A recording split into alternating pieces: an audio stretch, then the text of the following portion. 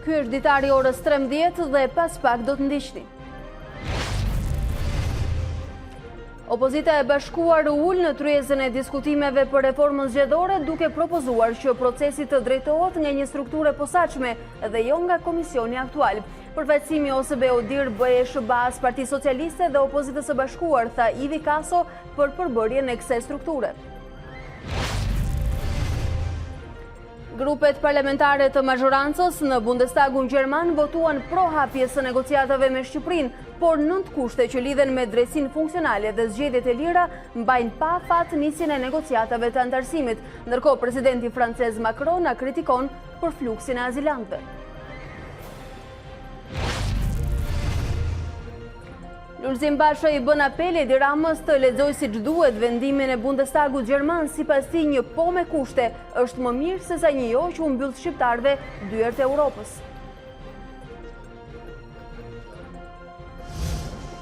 Zonja dhe zotriu, përshëndes sërish, por I takohemi në këtë transmetim të drejt për drejt. Në hapësirën në vijim do të keni mundësi të informoheni për të tjera zhvillime të cilat vijnë nga aktualiteti dhe politika në vend dhe jo vetëm. Kryetaria e Dhomës së Përfaqësuesve Nancy Pelosi njofton nisjen e procedurave të shkarkimit të presidentit amerikan Trump. Ky hap pason raportimet se Trump kërkoi ndihmën e Ukrainës për të hedhur baltë mbi zëvendës presidentin Joe Biden dhe djalin e tij.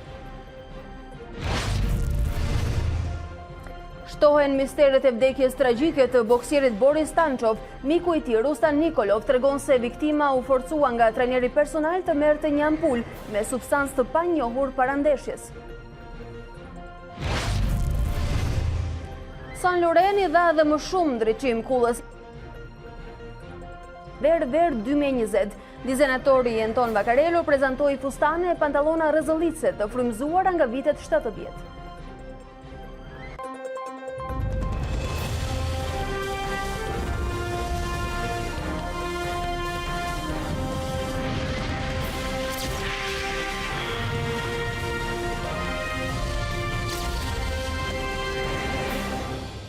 Të nderuar shikues, me zhvillimet e minutave të fundit nga aktualiteti e nisim këtë hapësirë të orës 13. Do të shkojmë menjëherë në një lidhje me reporteren e A2 CNN Andoena Labani. Kemi tashmë 3 emra nga Këshilli I Lartë I Prokurorisë, zyrtarizimi I tyre I lë stafetën kuvendit për zgjedhjen e numrit 1 të akuzës. Andoena do na sjell më shumë detaje dhe informacione, duke qenë se ka ndjekur edhe mbledhjen e sotme të KLP-s. Po Andoena.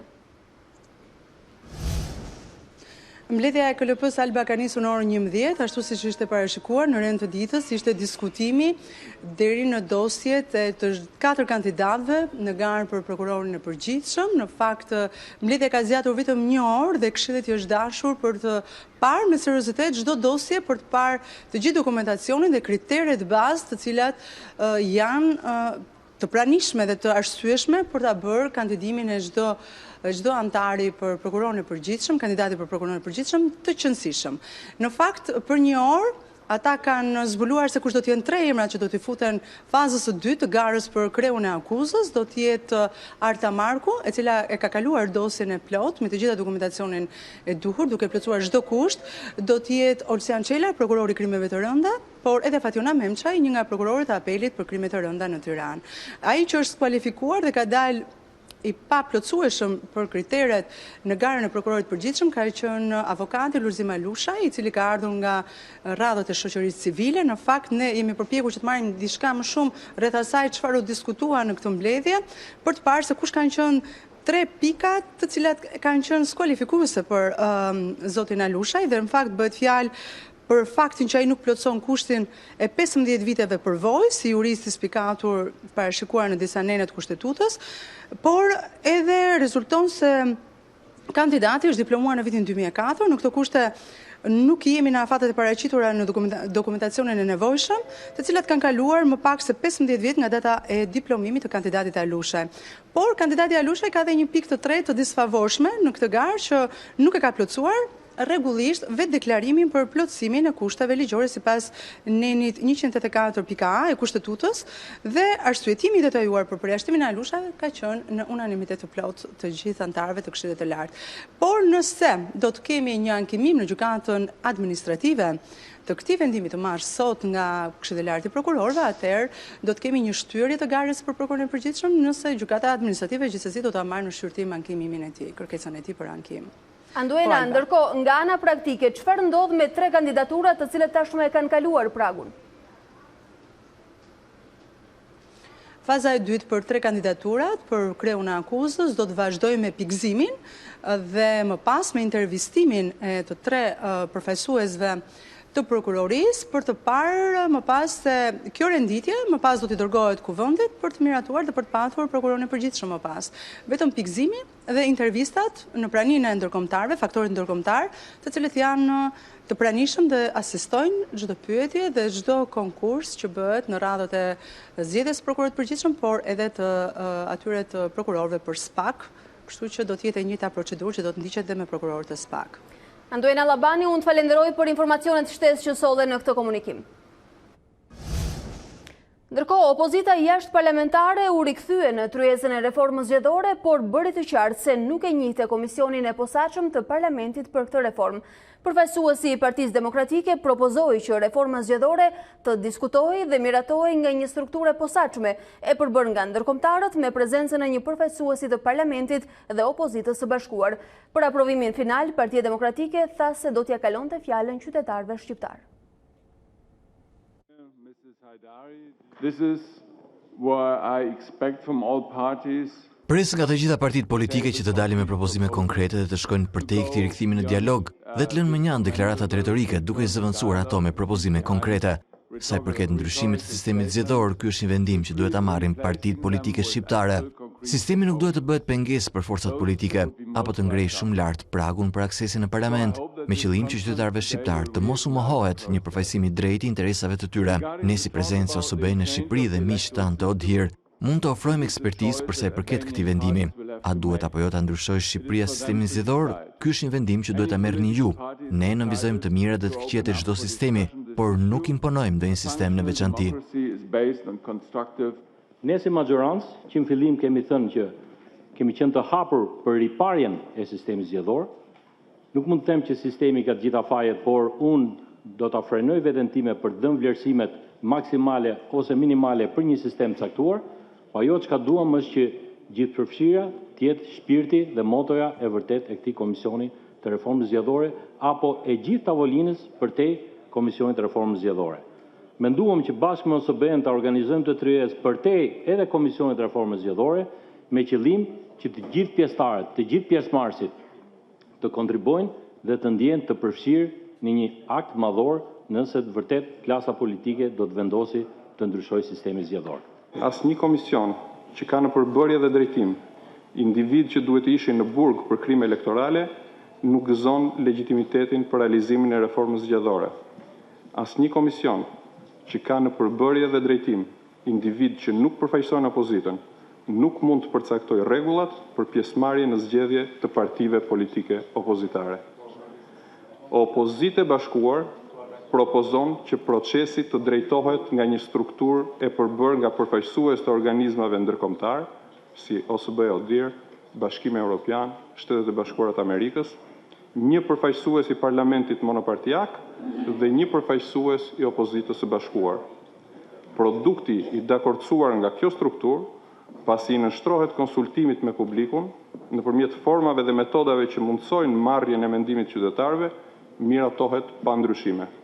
Demokratët janë njerëz tolerant dhe prandaj kemi pranuar që zoti Kaso të marri fjalën sot dhe në faktikisht ky është ndryshimi midis demokratëve të lirë dhe demokratëve të cunguar. Kjo reformë nuk mund të jetë më produkt i një pazari politik. Nuk mund të jetë më produkt i një pazari politik midis dy partive në shpatullat e shqiptarëve. Ajo duhet të jetë produkt institucional i këtij komisioni dhe të votohet në kuvend me votat tona e më pas një konsultim gjithëpërfshirës e të ketë dakordsinë e të gjitha palëve relevante. Por frika e opozitës që zuri vendet e Partisë Demokratike dhe Lëvizje Socialiste për Integrim në parlament është e dukshme javët e fundit, se mos socialistët dhe demokratët do të bëjnë një marrëveshje që i përjashton ata. Këtë shprehen edhe pasi dëgjuan fjalimet kryesore nga Damian Gjiknuri dhe Ivi Kaso sot. Loja që ju bani me ata që unë zëmut parlament dhe kërkonit pajtonin hotel, doni të anashkaloni Komisionin e Reformës Zgjedhore, ju ftojmë që gjeni votat me ata që dojnë të pajtonin hotel, se ne, 39 deputet në nënshkrues të asaj që cilët kërkojmë dhe është thelbi i këtij Komisionit të Reformës Zgjedhore, po largohemi nga kjo tavolinë duke kërkuar ndjes ambasadorit Boshar, por nuk mundet që si deputet Kuvendit të Shqipërisë na anashkaloj çdo individ që nuk e ka këtë takër dhe nuk e ka këtë votë nga Kuvendi i Republikës Shqipërisë. Ju falenderit. Faleminderit për të sqaruar opinionin publik. Është mirë që pozicioni politik këtu tha qartë, por dua që të na mirëkuptojnë qytetarët që kur është votuar Komisioni i Reformës Zgjedhore, është parashikuar dhe kjo është votuar me konsensus të gjerë nga të gjitha votat në parlament, është miratuar që edhe Partia Demokratike apo partitë opozitare të cilat kanë bojkotuar kuvendin do t'jenë pjesëtarë të kësaj tryeze. Dora qëndron e shtrirë për një bashkëpunim të sinqert për të ndryshuar sistemin zgjedhor. Çdo lloj farse apo fasade apo alibie që ata mundohen për të përdorur praninë tonë në këtë komision nuk ka për të ndodhur, nuk ka për të lejuar, pa votën tonë nuk do ketë asnjë lloj pazari në kurrizë të shqiptarëve. Ne jemi për ndryshim sistemi. Partitë le të vinë dhe le të flasin për ndryshuar sistemin. Ndërkohë, bashkëkryesuesi i Komisionit të Reformës Zgjedhore, pjesëmarrës natyrisht edhe në ditën e sotme në tryezën e organizuar nga OSB, zoti Damian Gjiknuri, tashmë do të ketë një komunikim me mediat pas përfundimit të një pjese të kësaj tryeze të organizuar sot, e ndjekim për pak dhe rikthehemi. E para njerë opozita brenda parlamentit është aty, siç e tha vetë zonja Ditari, që një gabim emocional apo një çrregullim emocional, cilin ata vetë brenda vetes tyre e korrigjuan. Duhet të sqaroj opinionin publik, që gjitha agjenda ka qenë dakorcuar mes bashkëkryetarëve të Komisionit të Reformës Zgjedhore dhe OSB-s, dhe gjithçka që u zhvillua aty ka qenë brenda agjendës. Unë e kuptoj tensionin që ka opozita jashtëparlamentare me opozitën parlamentare. Këto janë çështje përtej mundësive të mia objektive për të rregulluar. Një gjë duhet të them që për mua tryeza është një sukses për sinjalin e parë politik të dialogut i cili u dha dhe që u mëshirua. Pavarësisht se përfaqësuesi i Partisë Demokratike erdhi, mbajti një deklaratë politike dhe u largua, mesazhi doli i qartë që Partia Demokratike të paktën në dukje ka filluar të interesohet për procesin e reformës zgjedhore dhe, me që më thonë, dhe kryetari i Partisë Demokratike ka shpalosur disa nga kërkesat e tyre që duhet adresoj ligji i ri zgjedhor. Për sa i përket tensionit politik mes opozitës parlamentare dhe jashtëparlamentare, nuk më takon mua të bëjmë palë apo të ndërmjetësoj. Unë duhet të them që nëse ne duhet të arrijmë një reformë të gjithë pranuar, duhet kërkojmë dialog. Sinjali i parë për mundësinë e një dialogimi me opozitën tashmë jashtëparlamentare e ka quajtur uljen e tyre sot në tryezën organizuar nga OSB, zoti Gjiknuri, ndërkohë i ka quajtur gjithashtu të natyrshme tensionet mes opozitës parlamentare dhe asaj që sot është në rrugë. Ndërkohë, A2CNN ka pyetur sot edhe kreun e emisionit të OSB-s, Bern Boshart, se si e shikonte propozimin e PD-s që reforma zgjedhore të merrej në dorë nga ndërkombëtarët përmes një strukture të posaçme. Ambasadori duket se nuk e mbështeti këtë propozim. E ndjekim. Propozimi i Partisë Demokratike që të ndërkombëtarët ta marrin dorë reformën zgjedhore. Democratic Party is a proposal for the internationals to organize the or to take ownership of the election reform. I mean, we are not ruling this country. Nuk e qeverisim ne këtë vend. We are not elected here Ne nuk by you. jemi të zgjedhur nga ju, nga shqiptarët. But we are, of course, supporting the country. Ne mbështesim vendin natyrisht. Por në nisje të kësaj tryeze, opozita e bashkuar u përgëzua edhe nga Shtetet e Bashkuara të Amerikës për pjesëmarrje në tryezë.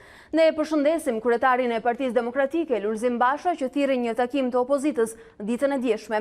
Përpjekjet e tij janë prej një udhëheci të vërtetë mbi një çështje thelbësore për forcimin e mëtejshëm të institucioneve demokratike të Shqipërisë.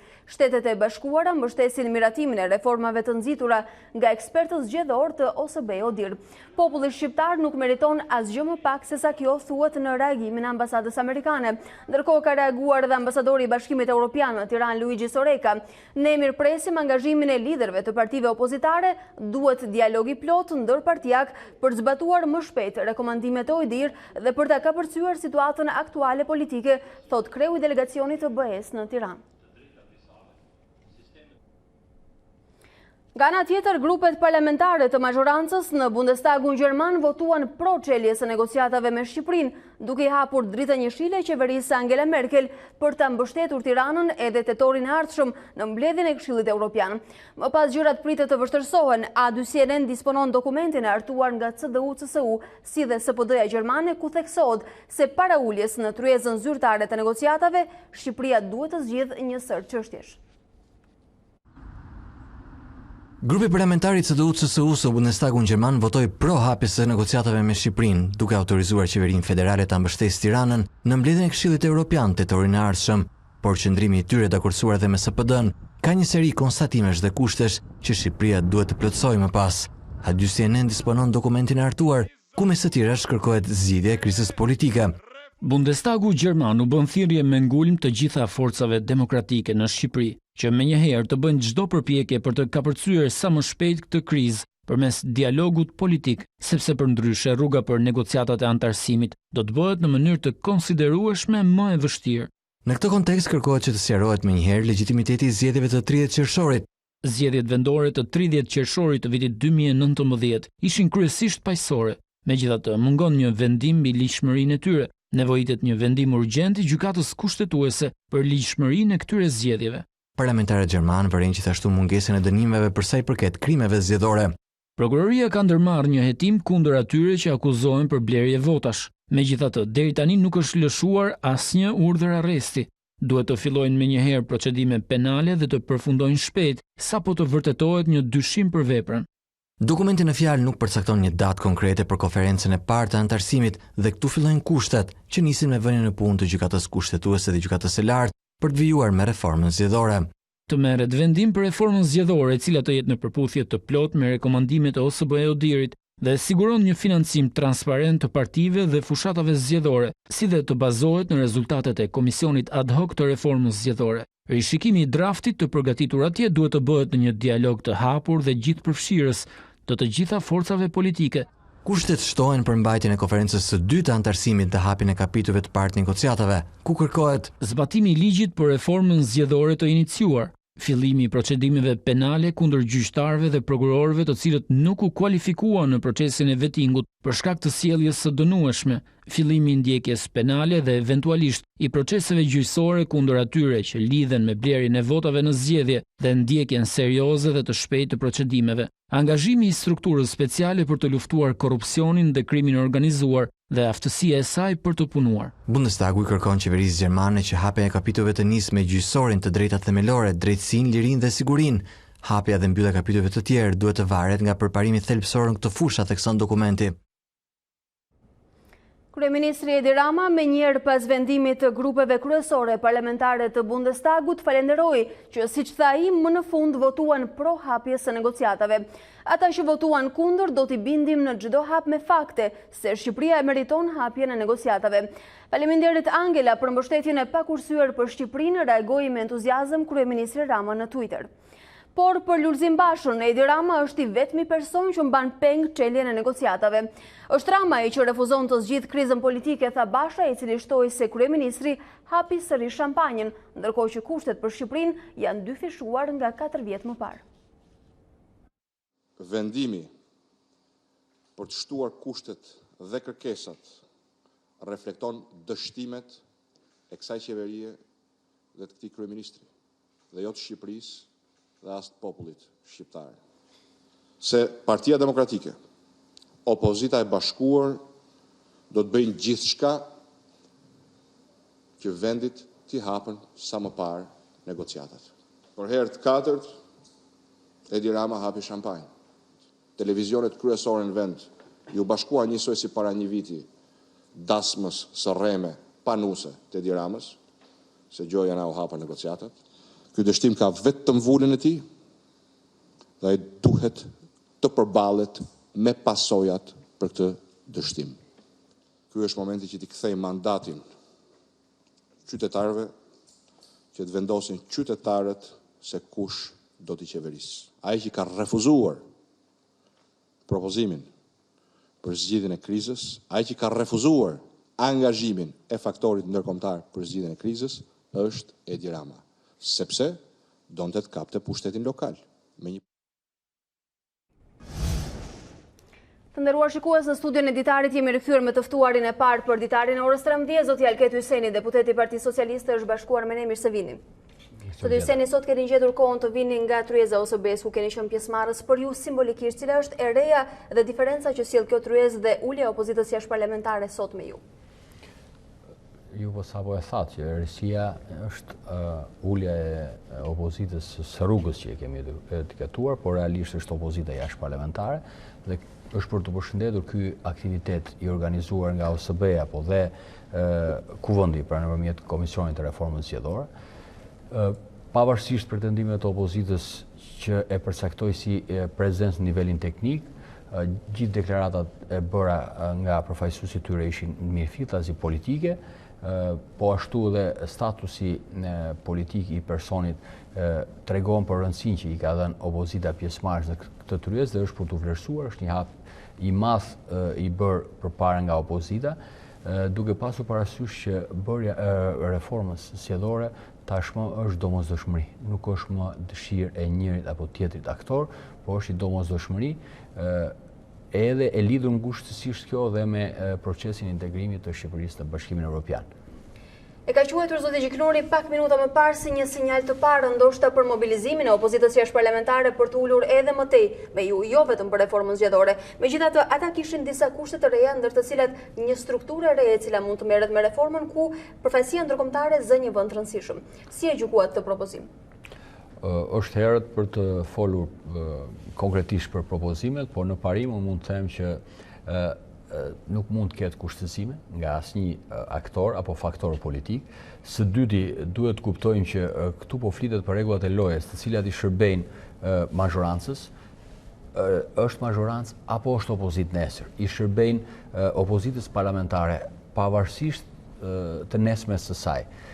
I shërbejnë patjetër partive politike jashtë parlamentit, qoftë ato të grupuara tek ajo që e quajnë opozita e bashkuar nëpërmjet zëvendësit tyre, po qoftë dhe parti të tjera, të pavara apo grupime të tjera, të cilët kanë gjithë të drejtën që të pyeten, të konsultohen lidhur me rregullat e lojës së këtij sistemi demokratik. Po ashtu nuk mjaftohet me kaq. Nuk mund ta bëjnë vetëm partitë politike reformën zgjedhore. Janë ekspertë të fushës, janë organizata ndërkombëtare të rëndësishme si OSB, ODIRI, janë partnerët tanë si Bashkimi Evropian dhe Shtetet Bashkuara të Amerikës. Pikërisht, edhe ata përmendën grupet interesit sot. Ju më thatë se kushtëzimi është i pamundur, megjithatë ju avura theksin tek struktura e re që ishte kërkesë sot e opozitës bashkuar, sepse ata thanë një herëzi në prezencë të OSB-s që nuk e njohin komisionin aktual të reformës zgjedhore. Ka persona me rekorde kriminale, të akuzuar për shitblerje votash dhe opozitë që nuk përfaqëson opozitën, thanë ata. Ne nuk merremi me largime nga thelbi. Ato janë largime nga thelbi, janë pretekse, janë artifica politike për të justifikuar qoftë edhe këto hapa në aksionin e tyre politik. Për ne është e rëndësishme ajo që thash. Ka një standard, standardi duhet respektohet për gjithë, nuk ka kushte për dialog, dialogu bëhet pa kushte, të gjithë së bashku hajde të diskutojmë për rregullat e lojës në këtë sistem demokratik. Ne këtë do të bëjmë. Në fund të fundit, ata dhe kushdo tjetër duhet kuptojnë një gjë. Çdo gjë që shkruhet, diskutohet dhe vendoset në ato tryezë, nëse nuk do të marrë formën e dur nëpërmjet parlamentit, nuk ka asnjë vlerë, as politike, as juridike. Pra ata duhet të kuptojnë ata. Ky është një kushtozim nga ana juaj, po i paralemroni? Jo, nuk i paralemroj, është fakt, do votohen, pa u votuar, pa u kthyer në ligj. Sepse aty jeni për diskutim dhe dakordancë. nuk mundet të vlej asnjë debat, asnjë konferencë, asnjë dialog, asnjë draft, sado i mirë të jetë nëse nuk kthehet në ligj përfundimtar. Dhe ligj përfundimtar kthehet nëpërmjet votave në Kuvendin e Shqipërisë, që sipas Kushtetutës së Republikës së Shqipërisë janë shumicë e cilësuar. Prandaj u pyes një ligj përfundimtar me kontributin e të gjithëve. Të gjithëve, pikërisht. Zoti Hyseni, për të kaluar në një tjetër kapitull dhe epizod shumë të rëndësishëm, ju keni qenë sot në tryezën e OSB-s, me nuk e di sa keni pasur mundësi të dëgjoni liderët e opozitës, zoti Basha dhe zonja Kryemadhi, thanë se u ndjen të lehtësuar nga poja e kushtëzuar gjermane, megjithatë nuk përfundon këtu, sepse për herë të parë artikulohen kushte të reja. Sa e vështirë do të jetë rruga sot e tutje për Shqipërinë sipas jush? Rruga e Shqipërisë ka qenë shumë e vështirë edhe tashmë, dhe unë jam i bindur që nga pikpamja teknike dhe nga pikpamja detyrave të shtëpisë bëhet gjithnjë më e vështirë. Kjo s'ka lidhje me çfarë deklaruan liderët e opozitës, të cilët kam kohë që nuk i dëgjoj dhe më lejoni që ta deklaroj këtë, po ju falenderoj ju që më iluminuat me deklaratat e tyre. Jo, nuk i dëgjoj më, sepse çfarë thon sot nuk e thon nesër, nuk kanë koherencë në qëndrimet e tyre. Nga ana tjetër, deklaratat e sotme të tyre, sikurse ju citoni, unë mendoj që janë ato që kërcen daja nga belaja. Bën çdo aksion, çdo lëvizje të mundshme, çdo përpjekje të mundshme nëpërmjet atyre elementeve të fundor që u kanë ngelur në kancelaritë e ndryshme për ta penguar këtë fakt. Më duhet t'u ballafaqoj edhe me një element tjetër. Zoti Basha tha se opozita e bashkuar do të bëjë të pamundurën që të ndihmojë dhe të kontribuojë për çeljen e negociatave. Cilën të pamundur? Tani që u mor vendimi në kancelarinë kryesore, ku ata lobuan kaq kohë për ta penguar, nuk kanë ç'bëjnë më. Nga ana tjetër, ne pavarësisht saj i mirëpresim çdo kontribut, qoftë dhe me fjalë, qoftë dhe i vonuar, qoftë dhe pas berihajt të opozitës në funksion të integrimit, se ne e kemi thënë që është një proces i cili nuk e bëjmë të vetëm. Kërkon një detant politike të gjithë aktorëve politik, parlamentar dhe jashtëparlamentar. Nga ana tjetër jemi të kënaqur që kemi bërë detyrat e shtëpisë deri sot. I kemi të i kaluar në shumë aspekte. Por ama kemi detyrat të reja me sa duket. Patjetër, ju duhet kuptoni dhe opinioni publik duhet kuptoj që tani e tutje ka vetëm fazë detyrash. Negociatat janë vetëm detyra shtëpie. Si kemi qenë deri më sot? Kapitujt kemi patur detyra para fazës negociatat kanë qenë detyra shtëpie, po jo të mirëfillta si teknike, kanë qenë politike, të miksuara së bashku. Tashmë i kemi mirëfillës detyra teknike, qoftë për ato që kanë dhe ngarkesë politike, siç janë ato për vijimin e reformës zgjedhore, por të 27 kapitujt janë detyra shtëpie, nuk janë shaka, nuk janë kapituj që bëhen në letër. Ju nuk e përjashtoni vështirësinë e kësaj rruge. Nga ana tjetër, opozita e ka lexuar dy kushte që i artikulon si të reja, legitimitetin e 30 qershorit dhe krimin zgjedhor dhe dënimin e tij si pikë avantazhuese për aksionin opozitar. Opozita mund të lexojë si të dojë. Nuk janë të tilla. Opozita mund ta lexojë edhe si lajmin e tërmetit të parashikuar prej tyre. Është problemi tyre se si e lexojnë. Ne e lexojmë vetëm si lexohet e shkruar qoftë në anglisht, qoftë në gjermanisht, qoftë në gjuhën shqipe, që Shqipërisë do t'i hapet dera për negociata. Dhe kjo është shumë e rëndësishme, pas përpjekjes madhore që ka bërë qeveria, mazhoranca, aktorë të ndryshëm të shoqërisë shqiptare në favor të kësaj, dhe pas përpjekjes negative të shumë aktorëve dhe faktorëve të tjerë të politikës, të cilët pasi vrasin natën përpiqen të ngushëllojnë ditën, megjithatë përpjekjet negative dhe influencat e jashtme. Të shpjegoj atë që po thoni për çështjen e kushteve të supozuara. Kushtet do të ketë. Zoti nuk janë supozuara, janë në letër. Kushtet do të ketë, po më lejo tani. Janë ato që deklaron opozita. Në letër nuk janë të gjitha kushtet. Merrni lexojeni, do të jenë 27 kapituj, të cilët do ta detyrojnë Shqipërinë, qeverinë shqiptare, apo qeveritë shqiptare, sepse është një proces i cili mund të zgjasë 4 vjet, mund të zgjasë 8 vjet, këtë gjë nuk e parashikojmë dot, po, që të punojnë fort për të plotësuar këto detyra shtëpie në funksion të barazimit të niveleve nga pikpamja e afrimit të legjislacionit, nga pikpamja e afrimit të standardeve, nga reforma në administratën publike, nga përfundimi i reformës në drejtësi, reforme e cila patjetër brenda saj ka edhe goditjen e korrupsionit, ka patjetër edhe goditjen e krimit elektoral, e bashkëlidhur kjo dhe me reformën elektorale që po bëjmë tani, këtë synon. Kështu që këto lexohen të gjitha së bashku dhe nuk nxirret asnjë gjë nga konteksti për t'u deklaruar si fitore opozitës. Tani ta sqarojmë opozitën. e deklaron këtë si fitore të saj apo si humbje, sepse as ne nuk e shohim as si fitoren tonë, as si humbje të opozitës. Ne e shohim si fitore të Shqipërisë. Hapja derës së Bashkimit Evropian për negociata. Po në kushtëzuar ashtu e vlerësonte si fitore të gjithëve. Flasim për legjitimitetin e 30 qershorit. Po s'ka lidhje fare. Nuk ka lidhje fare. Legjitimitetin e 30 qershorit e përcaktuan shqiptarët me masivitetin e votimit dhe kur të krijohet gjykata kushtetuese, kush ka ndonjë rezervë, leti drejtohet gjykatës kushtetuese dhe këtë e thotë dhe Bundestagu. Kjo është çështje tjetër. Kjo është çështje e institucioneve shqiptare. Duhet kuptojmë që Shqipëria ka kaluar provimet, prej kohësh ka plotësuar standardet e kërkuara përpara, pati një ngërsh për problemet të brendshme të Bashkimit Evropian, ka vazhduar t'i thellojë standardet e Shqipëria, ndryshe nga shumë vende që në këtë fazë të ndeshkimit negociatave është shumë më avancuar se ato. Kjo nuk na bën mendje më dhënj, na bën kokulur, na bën të përulur ndaj shqiptarëve se mund të kishin punuar dhe më mirë, por ama i tërheqim vëmendjen dhe kujdo që pasi bëhet pengesa e pafundme e këtij vendi, nuk mundet që dhe sot të artikuloj si fitore të saj personale këtë hap të rëndësishëm të Shqipërisë Evropiane. Sidoqoftë urojmë të kemi edhe një deadline si Maqedonia e Veriut sa më shpejt. Unë ju falenderoj që gjetët kohë të ishit sot këtu. Së bashku do të jemi si paketë e pashkëputur edhe pse këta lider të opozitës deri para 3 ditësh deklaroni që Shqipëria do të ndahet nga Maqedonia, mund t'i bëni sërsh, tregojani publikut, kini dhe ju memorie që të bëni analizën politike. Fillestari tyre dhe sot ka ndryshuar vendim. Po më mirë vonë se kur. Faleminderit që ishit sot këtu. Faleminderit juve.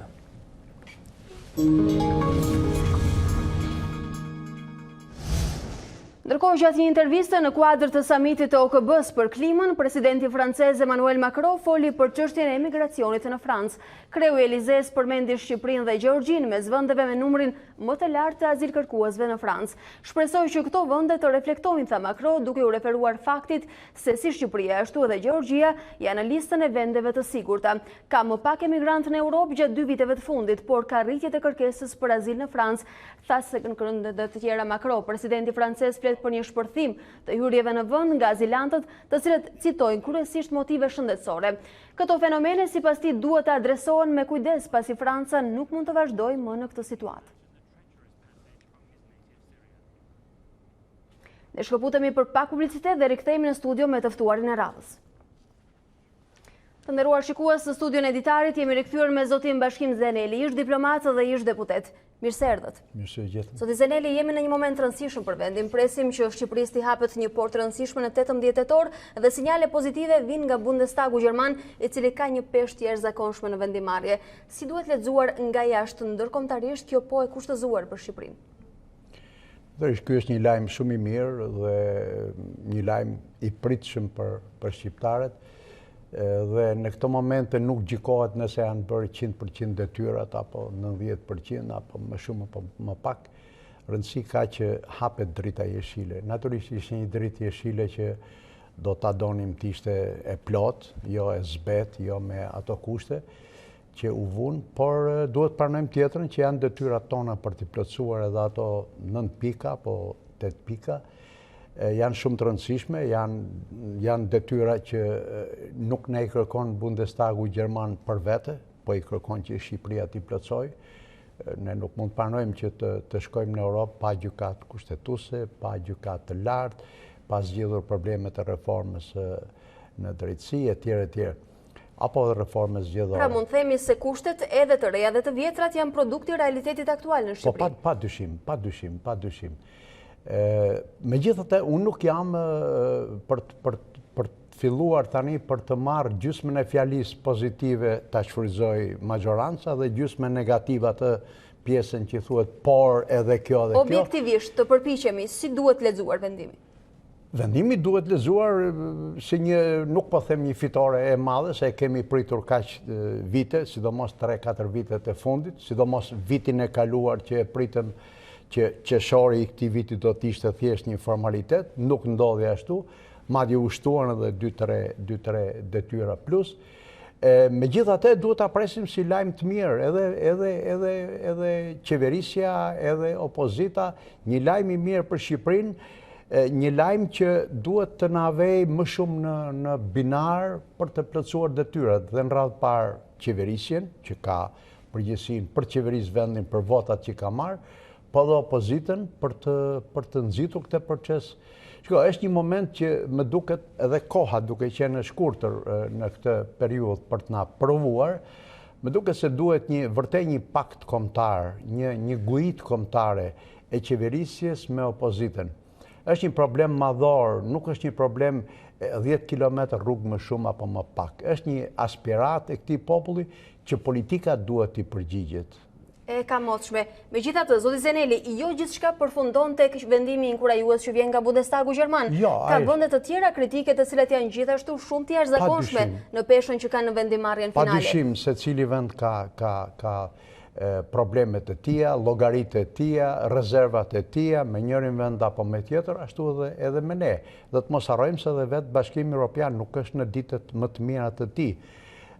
Vendet të ndryshme, sidomos ato që dikur i kanë përkitur kampit socialist, kanë tendenca disi nacionaliste, për shtete nacionaliste, ka euroskepticizëm të theksuar, jo vetëm nga anglezët, apo edhe deri diku edhe nga francezët. Më duhet ju rikujtoj dy qëndrime të fundit se vinë në adresë me Shqipërinë. Është presidenti Macron që besoj kishit mundësi ta ndiqni dhe nga transmetimi ynë, i cili flet për azil kërkues të shtuar të cilët vinë nga Shqipëria. Nga ana tjetër, edhe Greqia ka vënë një kusht, minoriteti grek që me sa duket është më shumë sipërfaqësor dhe simbolik se sa real. Tani, unë ndigjova presidentin Macron dhe nuk besoj se është shqetësim kaq madhor sa që në mos gabohem e tha OKB. Po, në fjalimin e tij në fjalimin OKB nuk besoj se përbën një problem kaq të madh Shqipëria për Francën, për të menduar se do të ketë një rezervë në këtë drejtim. Qofse do vetë rezerva edhe për, ku diun, disa mijëra apo qindra shqiptar që janë në Francë, qofse edhe ilegal, para Gjermanisë ku janë mijëra dhe mijëra të tjerë dhe po i pranon me bujari dhe me sakrifica politike në kuptimin e raporteve të CDU, CSU-s, si qeverisëse, me partitë të tjera që janë edhe euroskeptike, apo që janë edhe Zoti Zeneli, por ama Franca ka rezervat e saj të vazhdueshme mbi procesin e zgjerimit, jo vetëm në raport me Shqipërinë. Po, jam plotësisht dakord. Prandaj, unë këtë nuk e marr në shumë me gjithë respektin për mbështetjen franceze dhe për angazhimin e Francës në proceset e Shqipërisë, nuk mund ta marr shumë serioz, sepse presidenti Macron vitin e kaluar në samitin e Sofjes, samitin evropian, deklaroi hapur që nuk do merremi me zgjerimin sepse kemi problemet tona të brendshme. Dhe nëse Europa ka probleme të brendshme, nuk ja kemi ne fajin Shqipëria. Dhe ja tek kemi një sinjal kontradiktor. Mirë, nëse është kështu që nuk do hapen negociatat sepse Franca mendon se duhet të rregulluar problemet e Europës përpara, problemet e Europës janë probleme në proces, dhe unë mendoj se integrimi i Shqipërisë, i Maqedonisë Veriut, i Malit Zi, pra përgjithsisht i Ballkanit perëndimor do të jetë një lehtësim edhe për Francën, edhe për vetë Bashkimin Evropian, sa më shumë vende, sidomos thashtë Ballkanit perëndimor që janë në një aspirat të kahershme për këtë integrim, duke se duen parë më me... Ndërkohë, ju keni shërbyer në Greqi, njihni mirë edhe realitetin e marrëdhënieve bilaterale, sidomos atyre diplomatike me shtetin grek. Çfarë do thotë ky kusht i përmendur? Unë nuk besoj se Greqia nuk ka qenë asnjëherë pengesë për integrimin e Shqipërisë. Madje po të flasim edhe duke u kthyer në kohë pas, unë nuk besoj se ka pasur në këto vite, mas vitit 2003, para në këto 16 vite, në një samit më të suksesshëm dhe më të përgjegjshëm për integrimin e Ballkanit në Bashkimin Evropian se sa samiti i Selanikut. Janë bërë në çdo 6 muaj, kur merret presidenca nga një vend tjetër, ka pas qëndrime edhe për inkurajimin e këtyre vendeve. Por që unë nuk mendoj se është një... A mund të themi se ndoshta paralemrimet nga pala greke vinë si një kornizë rregullatore për marrëdhëniet e brendshme? Shiko, Greqia, ashtu si dhe vendet tjera, natyrisht janë të interesuara dhe kanë ndjeshmëri për minoritetin e tyre. Por unë nuk mendoj, unë kam përshtypjen se do ketë një zmadhim, një dizinformim, sepse nuk është gjendja minoritetit grek në Shqipëri apo dhe minoriteteve tjera, ajo që të bëhet pengesë për integrimin e Shqipërisë. A është disfavorshme sa të pengojë integrimin? Absolutisht. Minoriteti grek në Shqipëri ka gëzuar vazhdimisht të drejta, jo thjesht të drejta në kuadrin e konventave ndërkombëtare etj, por kanë pas një harmoni të jashtëzakonshme historikisht me shqiptarët, me popullin shqiptar, në ato zona po edhe në përgjithësi në Shqipëri. Kështu që nuk mendoj se vuan minoriteti grek në Shqipëri, sa që qeveria greke, politika greke të bëhet pengesë për integrim. Unë nuk e shikoj si pengesë. Dhe çfarë përtej Bundestagu Gjerman dhe qëndrimit aktual të Gjermanisë që në ka vënë disa detyra shtëpie dhe me sa duket do t'i kontrollojë në mënyrë rigoroze. A do të ketë pengesa të tjera në rrugë? Nuk mund të them pengesa, nuk mund të them. Prandaj citova edhe atë deklaratën e presidentit francez Macron. Në qoftë se niset edhe na padit në OKB se ka një emigracion të madh të shqiptarëve të paligjshëm etj, nuk besoj se është Franca ky vend që e ka më shumë se sa Gjermania. Ka një problem që unë dua ta them, Gjermania është lokomotive e zhvillimeve europiane, politike, ekonomike etj.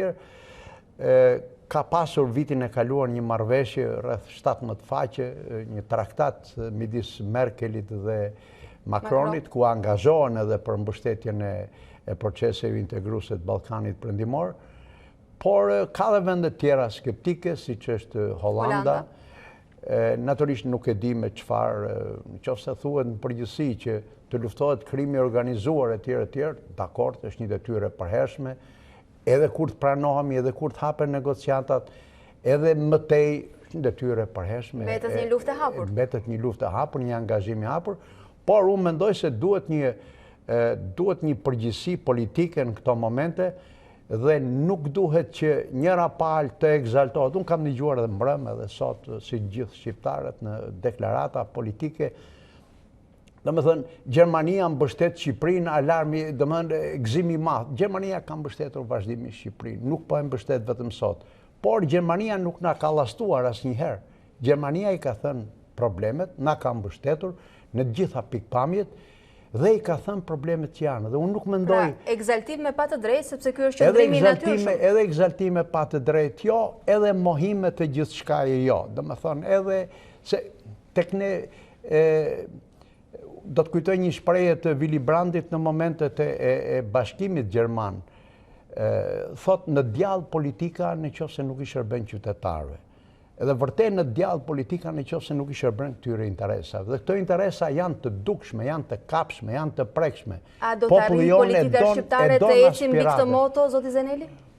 Duhet eci, përdesa themi kemi sy të drejtuar në Europë nga Gjermania, kemi sperancën në Gjermani, thash Gjermania nuk të llaston. Edhe nëse na kritikon, bën mirë që na kritikon, bën mirë që na mbështet, dhe du ta kuptojmë drejt. Për t'i përkthyer në rezultate. Nuk është thash thjesht Gjermania, nuk e dim, urojmë që edhe vendet tjera të mos bëhen pengesë, sepse është një aspiratë e kahershme, pavarësisht se kemi shumë detyra për të bërë, por mbase ky qëndrim me këto kushte, me këto kërkesa, jo të panjohura, unë jam i bindur, po t'i thoj një gazetari që si mendon që kushte mund në veç Gjermania, do t'i thonë të një... Jo të panjohura, por ndoshta të reja për artikulimin. Të reja për artikulimin, ndoshta dhe theksi më i drejt për drejt, më i veçantë, dhe duen bërë detyra shpije. Gjermanet, me që po flasim për Gjermanin, ka një shprehje që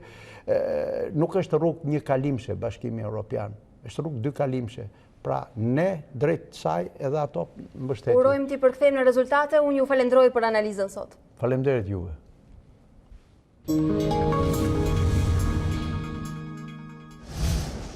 Ne rikthehemi për të ndarë bashkë të tjera informacione. Këshilli i emërimeve në drejtësi tashmë ka miratuar renditjen përfundimtare të 6 kandidatëve për 4 vende në gjykatën kushtetuese. Në ditët në vijim, lista do t'i dërgohen presidencës dhe parlamentit. Ndërkohë, mungesa e koordinimit mes tyre do të zgjaste afatin e qëndrimit jashtë funksionit të gjykatës kushtetuese. Fundi i shtatorit e gjen gjykatën kushtetuese më pranë plotësimit me 4 anëtar të rinj, por ende larg nga dita e funksionimit normal të saj. Pasi i kaloi në filtra verifikues të figurës dhe profesionalizmit, Këshilli i Emërimeve në drejtësi vendosi renditjen përfundimtare të 6 kandidatëve që synojnë 4 vende të kësaj gjykate. 2 prej tyre do të përzidhen nga presidenti dhe 2 të tjerë nga kuvendi. Burime pranë KOED thanë për A2CNN se pas miratimit të listave, po përgatitet dokumentacioni i nevojshëm shoqërues dhe se në ditët në vijim, listat do t'i përcillen institucioneve përzgjedhëse. Sipas ligjit, presidenti duhet të zgjedh anëtarin për çdo vakancë në një nga 3 emrat e parë të listës, ndërsa kuvendi e zgjedh anëtarin e tij me 3/5 e votave. Por situata nuk është e thjeshtë. Disa prej kandidatëve kanë shprehur interes edhe për vakancat e presidentit edhe të parlamentit. Kjo do të thotë që 2 institucionet duhet të koordinohen për të mos zgjedhur të njëjtat emra. Në të kundërt, procedura e përzgjedhjes duhet të nisë nga e para, që përkthehet në disa muaj të tjerë vonesë. Nga ana tjetër, edhe 4 anëtarë të rinj nuk e nxjerrin nga ngërçi kushtetuesen. Aktualisht ajo ka vetëm një anëtar, ndërsa numri minimal i nevojshëm për funksionimin e saj është 6 të tillë. Ndërkohë, kryeministri i vendit Edi Rama ndodhet në Asamblenë e Përgjithshme të Kombeve të Bashkuara dhe në rrjetet e tij sociale ka publikuar këtë foto me zonjën e tij, të cilën tashmë e shihni në sfond me presidentin Donald Trump dhe zonjën e parë amerikane Melanie në ndixhiturën foto e ditës. Ndërkohë, tek presidenti Trump ka qëndruar edhe presidenti Ilir Meta, nuk ka demokraci pas sovranitet. Me këtë shprehje të presidentit amerikan shkëputur nga fjalimi në OKB, presidenti Meta dha një mesazh sot kur Shqipëria kushtëzohet me hapjen e negociatave nga Gjermania, shoqëruar po në parim për hapjen e tyre në Këshillin Evropian, si dhe kur opozita jashtëparlamentare ul në tryezën për reformën zgjedhore, e ndërsa krerët e saj e shigjetuan si përgjegjës kryesor kryeministrin Rama dhe qeverisjen e tij. E adhuroi këtë thënie të presidentit Trump, nuk ka demokraci pas sovranitet, shkruan Meta duke postuar video nga fjala e presidentit Trump. Always put the good of their own people and their own country first. Në SBA, kryetaria e Dhomës së Përfaqësuesve Nancy Pelosi njofton nisjen e procedurave të shkarkimit të presidentit Trump. Ky hap pason raportimet se Trump i kërkoi ndihmë Ukrainës për të hedhur baltë mbi zëvendës presidentin Joe Biden dhe djalin e tij. Reagimi i presidentit amerikan Donald Trump lidhur me vendimin e demokratëve erdhi nga New Yorku, ku po merr pjesë në Asamblenë e Përgjithshme të OKB-s. Një ditë kaq e rëndësishme në Organizatën e Kombeve të Bashkuara, kaq shumë punë dhe kaq shumë sukses, dhe demokratët me qëllim duhet ta prishin atë me më shumë lajme me këtë gjuhëti shtrigash. Sa keq për vendin ton. Ai premtoi të publikojë një transkript të bisedës telefonike me presidentin e Ukrainës Volodymyr Zelensky për të treguar se nuk ishte asgjë të papërshtatshme në të. Shtëpia e Bardhë tha në një deklaratë se demokratët kishin shkatëruar çdo mundësi progresi legjislativ për popullin amerikan, duke e fokusuar energjinë e tyre tek sulmet politike, ndërkaq lideri i republikanëve në Senat Kevin McCarthy tha: Zonja Pelosi është kryetarja e Dhomës së Përfaqësuesve, po ajo nuk flet në emër të Amerikës kur vjen puna për këtë çështje. Ajo nuk mund të vendosë në mënyrë të njëanshme për nisjen e procedurave të shkarkimit. Drejtori në detyrë inteligjencës kombëtare Joseph Maguire ka refuzuar të dorëzojë në Kongres raportin lidhur me çështjen e Ukrainës.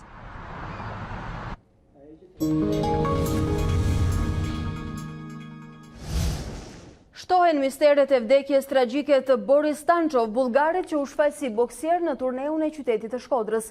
Miku i tij, Ruslan Nikolov, tregon se viktima u forcua nga trajneri personal të merrte një ampul me një substancë të panjohur para ndeshjes.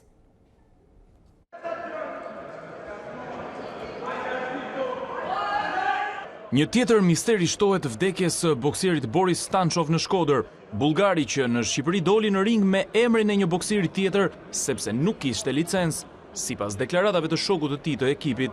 Përpara ndeshjes kishte marrë një ampull me një substancë të panjohur. Trajneri dha një ampull me përmbajtje të panjohur për të cilën nuk kam dieni. Kjo ndodhi për ta dobësuar në mënyrë që të humbiste, por ai nuk pranoi ta pinte. Gjithsesi përbërësi ampullës ju hodh një gotë ujë dhe Boris piu gjysmën. Ky ishte detaj rënqethës i zbuluar nga shoku i tij Ruslan Nikolov, që mund të tregojë shumë për ngjarjen. Ndërkohë trajneri i ekipit kombëtar të boksit amator Zef Gjoni u shpreh në lidhje me ngjarjen e rëndë se trajneri personal i Boris Stanchov duhet të kishte ndërprerë ndeshjen që pas simptomave të pazakonta të shfaqura nga viktima. Një gabim tjetër tani është se në rundën e dytë ai kur ka shku në pushim, ai ka qit nga goja ka qit gjak, edhe e qysh aty tani ai ishte dashme ndërprer neshën, por kështu ishte e shkruar, kështu ndolli. Ka ndodhur identik, ka ndodhur kjo gjë, ka ndodhur në Greqi. Aty kam kanë ty pa nesh një Maqedonas me një, nuk e maj me çfarë boksier, pa në rundën e dytë identik si kjo, pa goditje, pa gjë, ka ai dish fjet në ring. Misteri ndarjes nga jeta të bokserit bullgar me identitet të dy fisht vazhdon deri në publikimin e rezultateve të ekspertizës mjekoligjore. Aty pritet të përcaktohet shkaku i vdekjes dhe substanca e përdorur nga Boris Stanchov. San Loreni dha dhe më shumë ndriçim kullës e Eiffel në Paris me koleksionin e ri pranver-ver 2020. Dizajnatori Antonio Vaccarello prezantoi fushëthane e pantallona rëzëllice, të gjitha të frymëzuara nga vitet 70.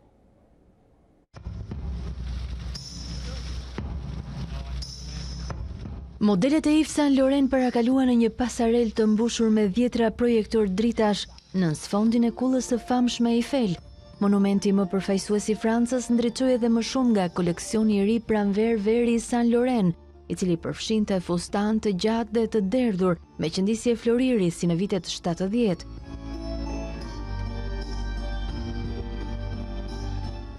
Pantallonat dominonin koleksionin e ri të drejtorit kreativ të kompanisë Anthony Vaccarello.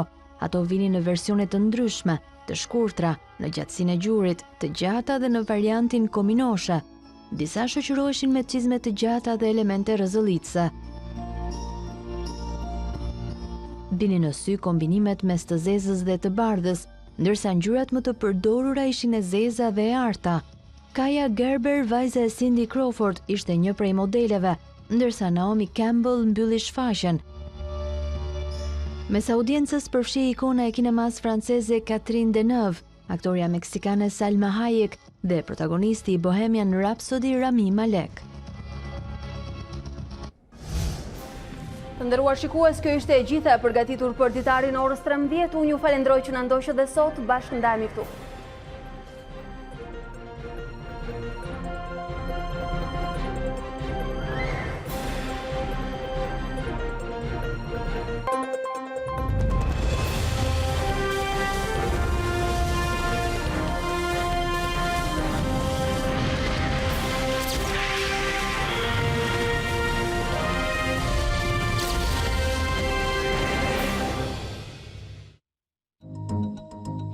Unë jam Alba Lishani dhe ky është Ditari në A2 CNN.